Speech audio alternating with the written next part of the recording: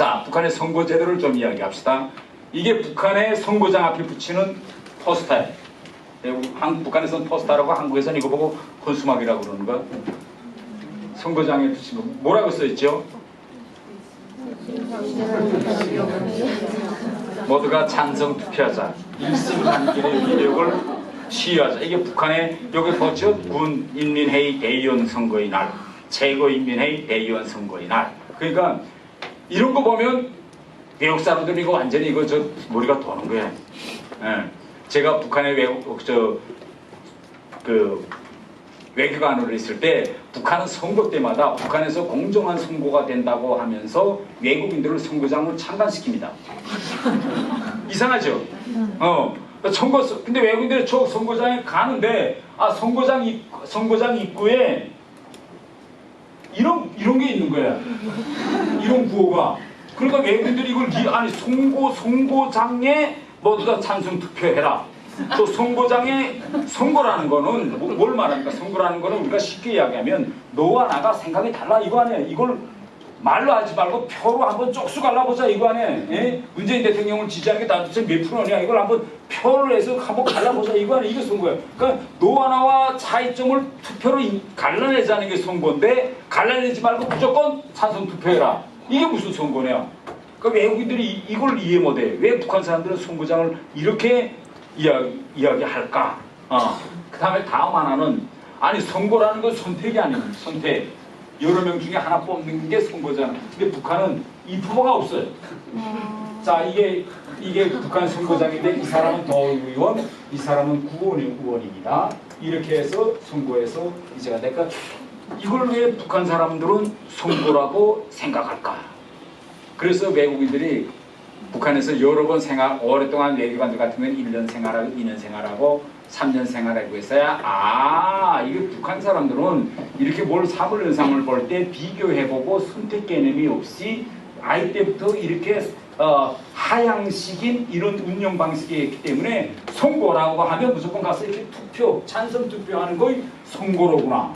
이렇게 결국 외국인들이 마지막에 이해에 도달합니다. 가장 중요한 건 이 문제. 자, 북한에 가면 선거할 때 이게 선거 명부입니다. 한국에도 선거 명부 있는가요? 있죠? 그러면 이 선거 명부에 뭐 1번 하면 북한에서는 어느 동 몇 반 몇 회 사는 누구 이렇게 쭉 선거 명부가 있는데 외국인들은 이 선거 명부에 대단히 흥미를 가지고 있습니다. 외국인들은. 그래서 선거장에 이제 저렇게 와가지고 외국인들이 관심 가지는 건 이게 좋다. 북한에서 북한은 뭐냐? 주민들이 100% 찬성 투표해서 대의원이 선거된다. 이렇게 이야기하잖아. 이야기하기 때문에 자, 이 사람을 놓고 찬성 투표한다고 가정하자. 예를 들면 그들한테 주어서 선거권을 주어서 그런데 북한은 어떻게 이야기하는가 하면 북한은 인민민주주의 제도이기 때문에 이런 한국으로 말하면 지역구 선거단위로 해서 김떨떨이를 대의원으로 선거합니다. 그래서 이 주민들이 지지하면 이 대의원이 국회로 가는 거 아니에요. 그러니까 이런 시스템이 그러니까 군에서 선거하고 도에서 선거하고 해서 국회로 가고 도의회로 간다. 이렇게 선거해요. 그러면 외국인들이 제일 관심 가지는 건 뭐냐? 오케이. 그렇게 선거한다고 가정하자. 그러면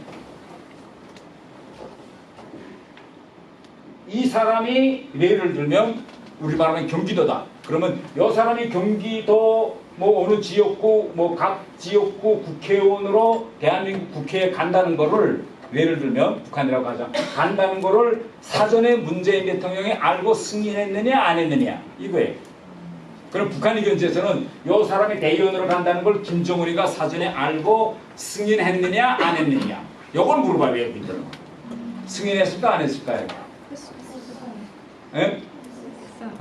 그러니까 북한은 예를 들어서 대의원 선거를 간다라는 우리처럼 제가 투표 개념이 있고 위에서 발표하면 지지하는 게 선거라고 생각하기 때문에 미리 뭐 강원도 뭐 어느 군 뭐 항해도 재령군에서 최근의 대의원은 김떨떨로 하겠습니다라고 대의원 명단을 사전에 다 만들어서 미리 김정은한테 올려보내요. 그럼 김정은이가 다 보고 오케이 그렇게 하고 사인하면 결국은 다시 와서 이 사람들 이름 붙여놓고 투표하는 거예요.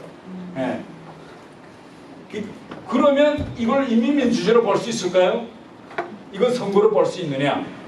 선거로 볼 수 없잖아. 그러면 외국인들이 북한 외교관한테 만약 나한 데다가 오케이 이런 논쟁을 북한은 대단히 많이 합니다. 외국인들하고.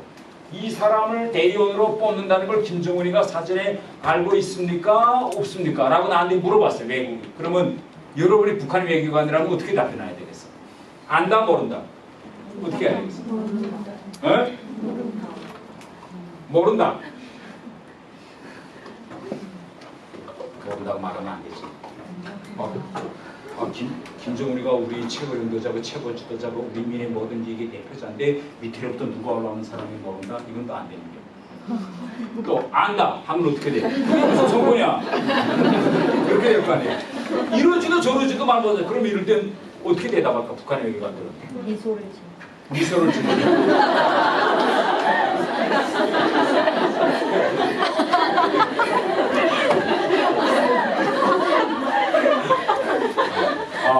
외교저는 외교에는 이렇게 미소를 지을 때가 있고 미소를 짓지 않아요.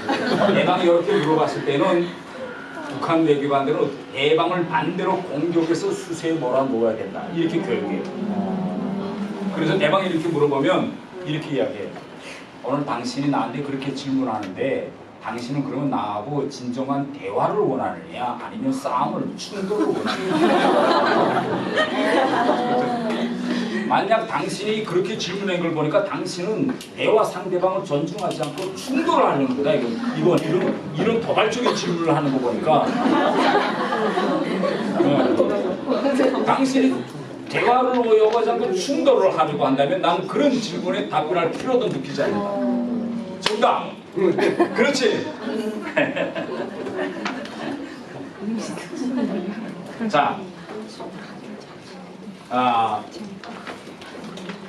자, 제가 이제 북한의 법률 구조를 이야기합니다.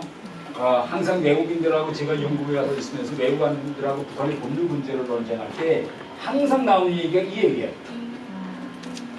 북한에 법이 있느냐 없느냐 외국인들이 이렇게 물어봅니다. 먼저 그러면 아니 야 이놈아 한 개 나라를 운영하는데 통문화된 법이 없이 어떻게 나라를 운영하냐. 우리 집단이라는 건 사람이라는 건 우리가 서로 물론 간수법이라는 게 있는 거 있지만은 법이라는 게 있어야 보상서로 어떻게 됩니까? 행동 규범을 맞출 수 있고 행동 규범을 넣었을 때는 처벌할 수 있잖아요. 그러니까 영국 사람들은 항상 이렇게 물어봐요. 아니 강사님 북한에 법이 있습니까? 없습니까? 그럼 난 당연히 야 법이 있지. 그러면 북한에서 지하철하고 병원에서 담배를 피울 수 있습니까? 없습니까? 이렇게 물어봐. 그럼 난 뭐라고 답변할까? 에? 뭐라고 답변할까?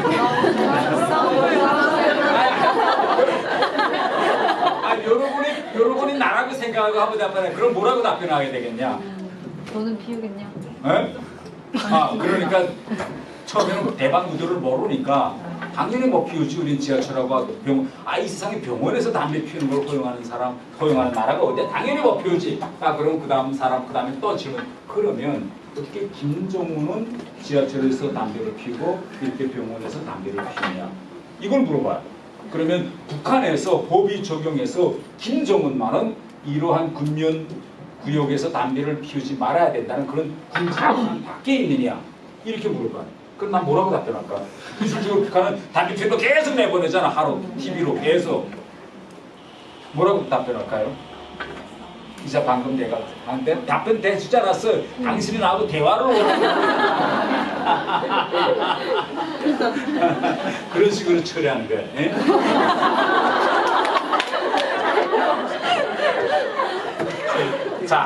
그런데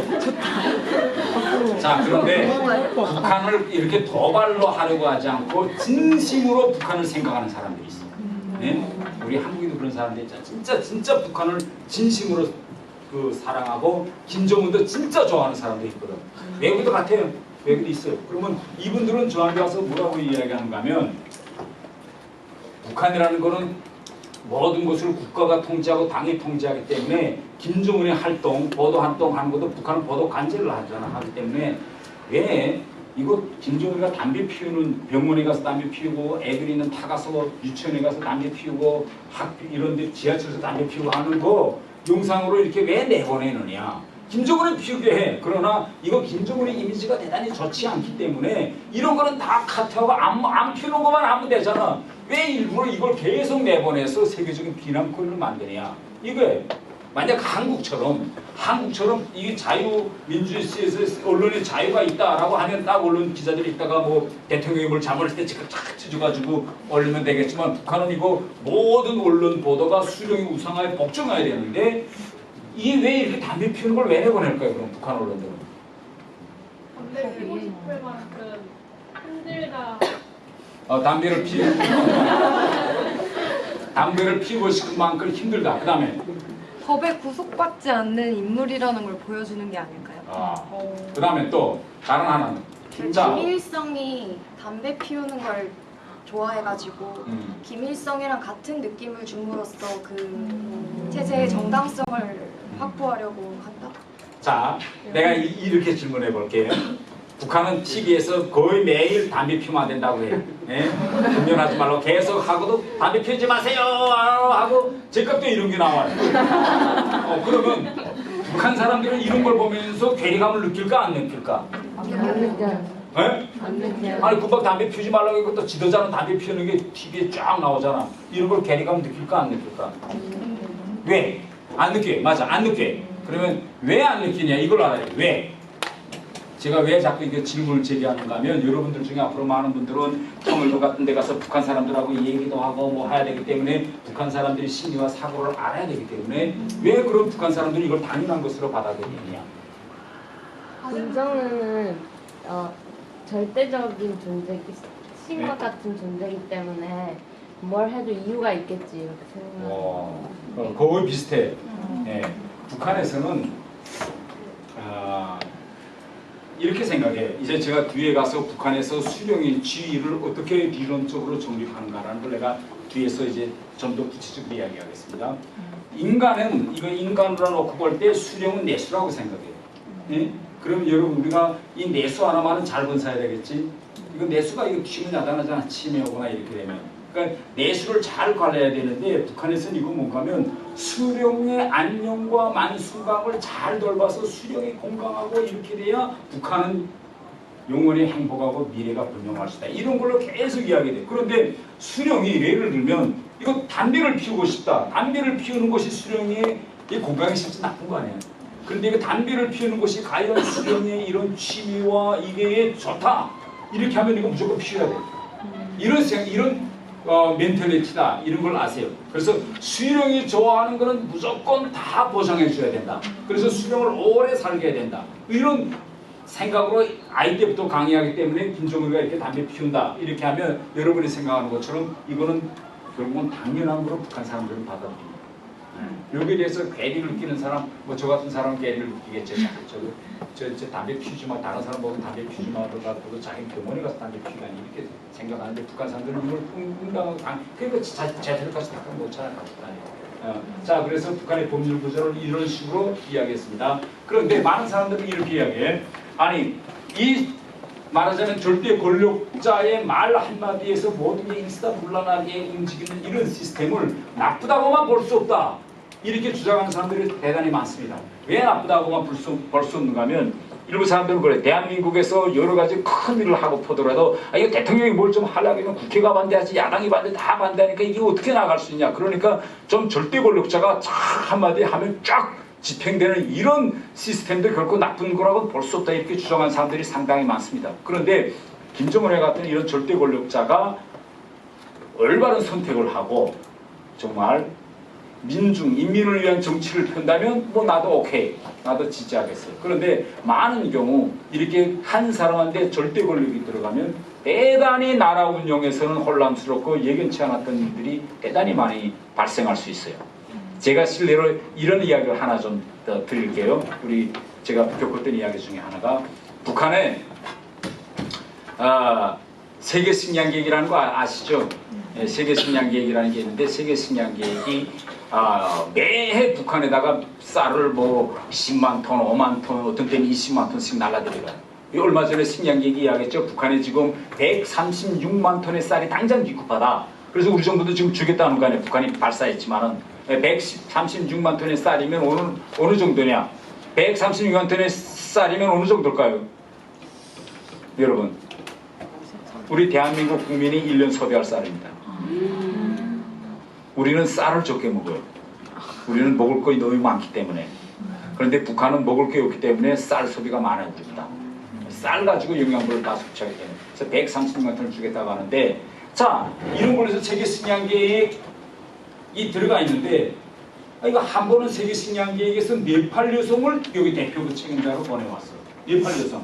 그러니까 이 네팔 여성들은 일반적으로 피부가 좀 약간 시꺼멓잖아. 그리고 이 여성의 나이가 좀 일단 하니까 전혀 얼굴에 이거 화장도 안 하고 옷도 수수하고 있기 때문에 이 여성이 옷을 입고 북한 지역을 다닐 때는 외국인이라는 걸 누구도 몰라요. 그저 북한이 어느 한 농촌에 사는 아줌마 그 정도로 다 사람들이 보이지 이게 네팔 여자라고 누구도 생각 안 해요. 그런데 이 세계 식량계획에서 식량을 가져다 주면 반드시 이 여자가 가서 만톤이 어느 군에 갔다 하면 구군에 가서 만톤이 주민들한테 다 들어가는 거 이 여자가 다 확인하고 올라와야 돼요.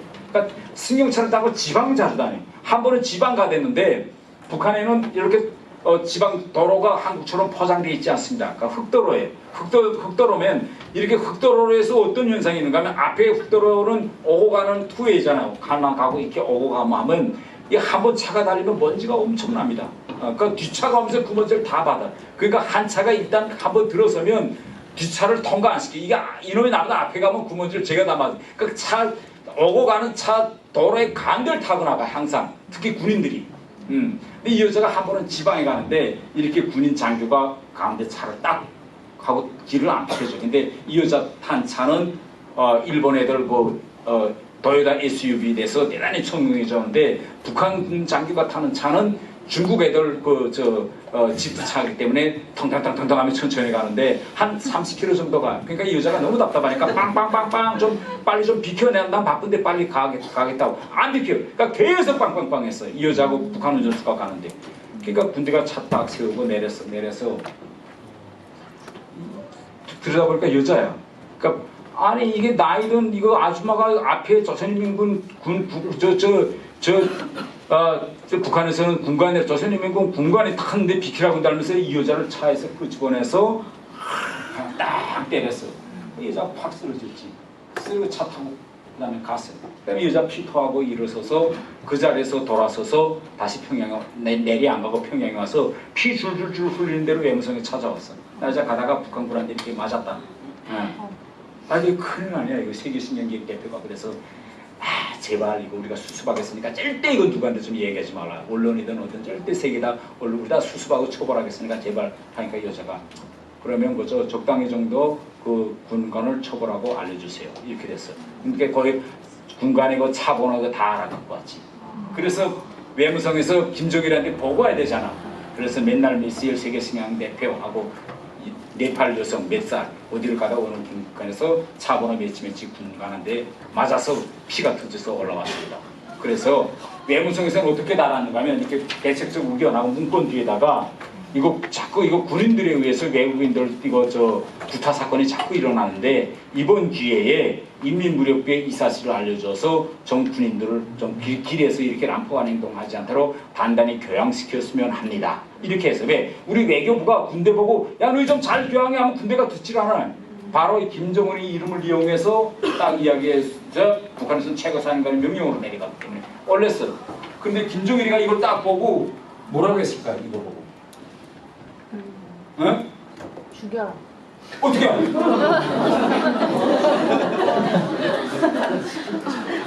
맞아, 거기다 글이 나왔는데 우리는 단단히 교양하자고 올려버렸는데 김정은이가 그걸 딱 보고 세상에 이런 놈도 다 있냐 당장 그놈을 잡아다 즉시 총살할 거다. 이게 인치입니다. 그러니까 법을 따르면 당장 총살할 거다. 그러니까 아니 돈 내놓으니까 이거 최고사령관 명령 총살해야 되잖아. 이거 그러니까 사람 하나 죽여야 되잖아. 이거 문고 만드는 사람이.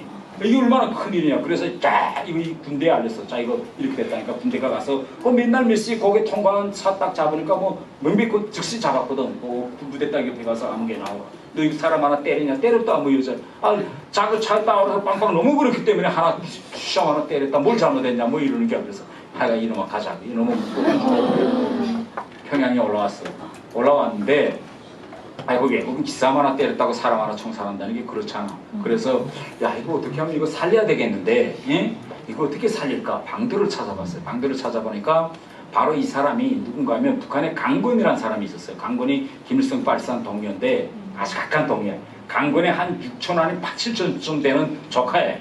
그래서 그걸 하나 끼미를 딱 잡아가지고 아 이거 최고사령관 측에서 언제 이렇게 청사라는 명령을 내려보냈는데 가서 청사하자고 보니까 이 사람이 김일성 발산 동료였던 강건의 6천 아무개인데 지금 인민군대 내에 발지산 2세 3세가 이거 군복 입고 복무하는 거 없습니다. 그래서 이거 제발 이번에 한번 좀 간대히 용서해 줍시다. 또 올렸어. 그러니까 또 김정일이가 보니까 또 발산 줄기라니까 그럼 그래야 또 오케이 하고 내놨어요. 그러니까 이게 바로 이게 뭔가면 이 모든 것을 법에 따라서 외국인 기상을 하나 때렸다? 그러면 때리면 자 그럼 형법조항 딱 보이고 뭐냐 이거 뭐 영창에 가서다 뭐 한 달 몇 차, 두 달 몇 차 아니면 뭐 군법 별 하나 떼자 이렇게 법이 있어가지고 법대로 딱 뭐 법은 있는데 이렇게 최고 지도자가 야 그따운 놈 새끼 어디서 이번에 청사를 군대들 다 모아놓고 그 새끼 청사래 그래서 다른 놈들 꿈쩍 못하게 하면 청사를 하는 거예요. 예, 이게 바로 법률 체계다 이걸 이야기하고 자 그러면 법 체계를 끝내면서 제가 한 가지 퀴즈를 주겠습니다. 여러분 이제 보실 거의 지난해에 나온 한국 영화 박열이라는 영화예요. 박열이라는 영화 보셨죠? 보신 분 손 들어보세요. 많이 봤네. 이 박열이라는 분은 일제 때 아나키스트입니다. 근데 이분이 우리나라를 독립시키는 방법 중에 하나가 이 사람들은 테러의 방법으로 말하자면 일본 천황을 죽이면 결국 우리나라가 일본부터 독립할 수 있겠다 이렇게 생각. 그래서 화약을 들여다가 일본 천약을 죽이려다가 일본에서 잡혀. 그래 일본 법정에 나가는 장면입니다. 그러니까 일본 법으로 따지면 결국은 정치범 반체제범이에요. 이거 일본 일본은 식민지를 하자는 거고 이 사람은 식민지를 반대하고 그 반대하는 데서 천황을 죽이려 했고. 그래서 박유리가 재판정에 들어가는 장면인데 여러분 이 장면을 보고 제가 이제 거의 한 50분 동안 북한의 법률 구조를 이야기했는데 저 장면에서 북한에서 불가능하다라고 생각하는 거 한 가지씩 알려주세요. 철저히 했다고 제가 말을 많이 했는데 고정에 철저했다는 것을 모르고 영화를 보시면은 야 아무리 영화라도 저 일본 대법정에서 저러고 나와도 되는 거야 할 정도로 좀 황당한 그런 장면일 수 있어요. 하지만 일본인이 쓴 강력고 있고 평전에 요걸 자 한 가지씩 잡아주세요. 자 북한에서 불가능하다. 일제 때는 가능했지만 현 북한에서는 불가능하다는 장면. 네. 죄인은 법정에서 말을 못하지 않나요? 북한에서. 네. 근데 저 사람은 말을 하죠. 말을 한다. 그 다음에 또. 네. 북한에 방청을 할 수 있나요?